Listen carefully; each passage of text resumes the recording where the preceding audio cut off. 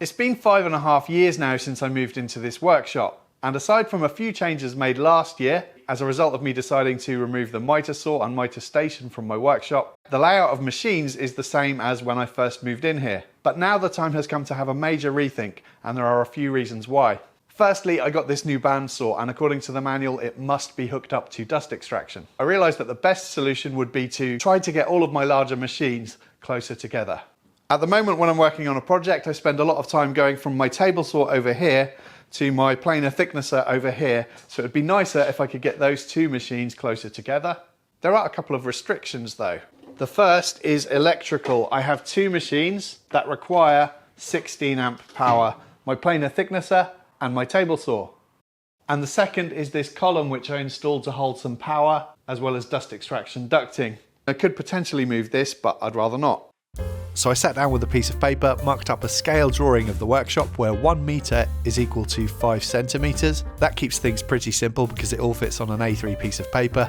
Once all my machines and workshop furniture is cut down to size, I can play around with the layout, and there are 4 main considerations when I'm doing this. The first is infeed and outfeed space. I want a minimum of 2.4 metres, which is 12 centimetres here, in front of and behind my table saw blade, plus a decent amount of space either on the left or right of it to allow for crosscuts. And ideally, also 2.4 metres to the left and right of my planer thicknesser too. The second is dust extraction. I want to keep the machines as close as possible to the extractors that will serve them. Thirdly is electrical, and this wall over here is where most of my regular sockets are. I also have my 16 amp supplies here and here. And the fourth consideration is what makes the most sense for the way that I use my machines, but also for filming purposes. I'm sure there'll be many complications along the way, but let's give it a go. The first job was to dismantle dust extraction corner so that I can relocate it, and if you didn't catch my previous video where I did some testing and modifications to increase the suction from this extractor by up to 15%, I'll pop a link to that in the description box. This is going to be the new dust extraction corner, so all these sheet materials are going to need to be relocated to the opposite corner of the workshop, and this was a real workout. A great job for what was a very cold day. Then I can start installing the extractors again, and this, along with running all of the ducting, making blast gates, etc., was the most time consuming job in this video, and also the most expensive. Even though I already had loads of ducting that could be reused, I still spent well over £200 on pipe, components, clips and tape. It's always the early stages of a big move around like this that are the most challenging, as each time you want to move something, there's something in the way that needs to be moved elsewhere. I find it's best to try and keep things as organised as possible. As much as I want to just crack on with moving things around, it really helps to think about what order you want to move things in, and also all of the possible repercussions of where you put each thing, to prevent you having to move the same thing many times. And as I go along, I'm also going to be filling all of the hundreds of holes in the wall and repainting to keep things tidy. And very quickly I started running into problems, the first being this electrical socket, which is right in the way of where I wanted to put the filter and some ducting.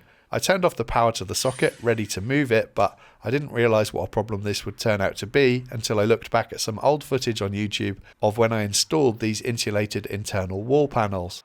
I thought I'd just be able to pull out the cable from the top of the wall. But as you can see in this footage, the cable to this socket is clipped to the block walls, so moving it is going to be tricky. I could tell that the clips were here and here according to the old footage, going by the mortar lines on these block pillars. So I had to do a bit of keyhole surgery to try to get access to the clips. And it's moments like this where I think to myself, what have I started, and is all of this effort actually going to be worthwhile?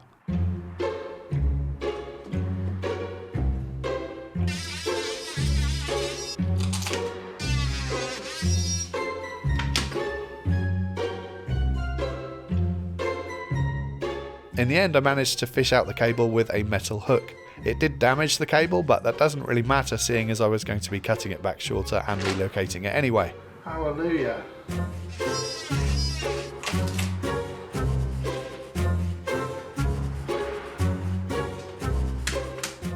Then the daunting moment of turning the power back on. Success! I'm just going to screw all these bits back into the stud and shove loads of filler over it and forget it ever happened. I felt like I needed a win at this point, and I got one. The first piece of ducting that comes straight out of the cyclone fits right under the filter brackets. And not only that, it doesn't get in the way of the filter collection bin either.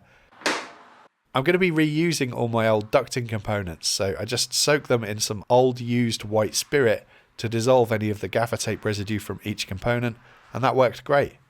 Now this is a product that is new to me, but I love it. It's called silicone tape and it's self-amalgamating. It's not sticky, but it sticks to itself incredibly well, and it's great for sealing things up and keeping things airtight. I'll put a link in the description box if you'd like to check it out. I soon figured out that a little goes a long way, and it's really stretchy too. It also looks a lot tidier than gaffer tape. All the usual rules apply when installing this ducting, keeping runs as short as possible, with as few twists and turns as possible, and using as much solid pipe rather than flexi to minimise any loss of airflow.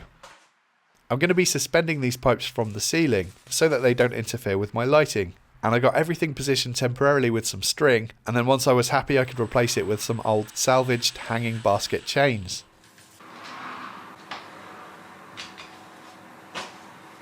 I ended up moving my filter further along for two reasons. The main one being I wanted to create space here for my vacuum extractor, because the tighter I can get everything into this corner, the more infeed, outfeed space I will have at the table saw. The second reason though was that socket that I relocated was touching the filter, so moving it along has solved that problem as well. I've ordered a new 5-inch piece of ducting to connect these two up. This stuff is not cheap, but it's really good quality. I've bought it before, it's on Amazon, but yeah, you get what you pay for with this stuff.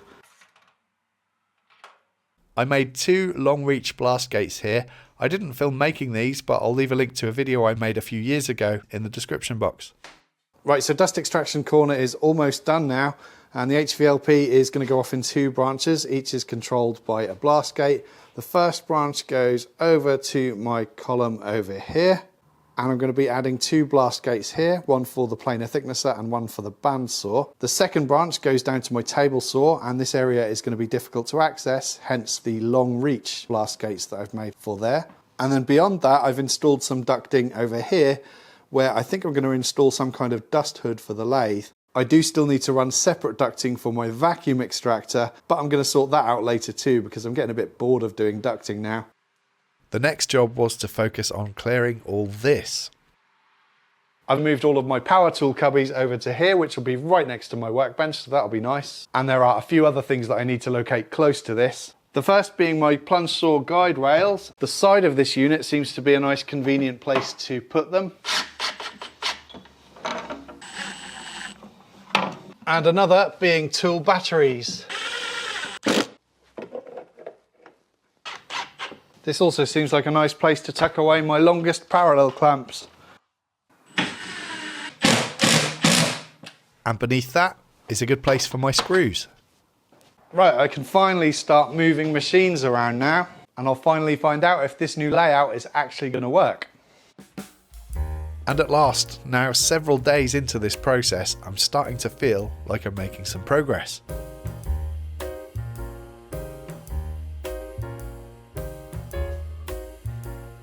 Originally the plan was to have my bandsaw set up like this, however I've realised that if I rotate it to a 45-degree angle, the hoses are out of the way and I can make whatever cuts I'll ever need to without having to move the bandsaw around. So now let's find out how well the dust extraction works on the bandsaw. And I got my planer thicknesser hooked up too. I now have a pretty big decision to make. Either I have my table saw and outfeed table set up like this, and the advantage of this is that I have basically all of the cross-cut capacity I will ever need. The disadvantage, however, is that my router table is currently over here, and I could easily reconfigure these cast iron extensions and the router table so that the router table is on this side. However, the router and the router lift would then be positioned here, which is in the way of this access door, and it's quite useful to be able to get in here for maintenance purposes and for cleaning. Now I could build a new top for this outfeed table and position my router table here. However, it is quite nice being able to just clamp this on and then use the table saw fence as my router table fence. The other option is to have it set up like this, which also has its advantages. First, I wouldn't have to reconfigure anything with the table saw. Secondly, it's really close to my planer thicknesser, which would be really nice in terms of workflow. And my outfeed table, which is full of tools, will be right next to my workbench, so that would be really useful as well. The disadvantage though is that my crosscut capacity is limited to 1.8 meters, which wouldn't be the end of the world. It's not often that I make cuts bigger than that anyway. And when I do need to make those cuts, there are other ways I can do that anyway. So I think this is going to be my preference.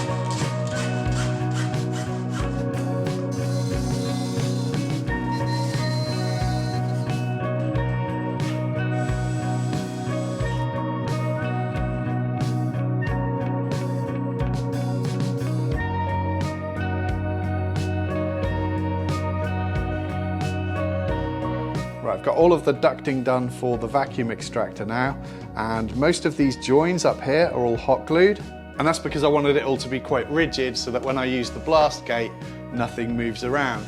The first blast gate is for the crown guard on the table saw, and the second is the dust hose that I use at my workbench with my power tools. I also cable tied these ducts together just to keep everything nice and rigid.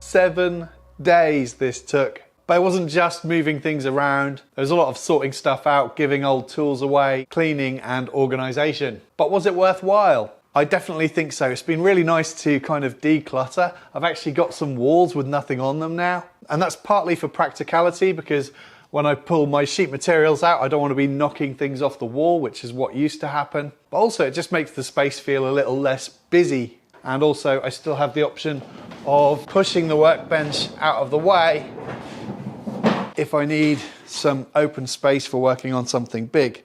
As you can see, I've got more than 8 foot or 2.4 meters in front of and behind the table saw blade, and at the planer too. And extraction at the machines is as good as it ever has been. Earlier in the video, I know I talked about the pillar limiting my crosscut capacity, but I've since realized that because I put my table saw on 4 swivel casters in a previous video when I did some modifications to my table saw, actually it's not an issue, because I can simply twist it to here, and now I have all of the crosscut capacity I could ever need. So yeah, I'm over the moon with this. Thank you for watching.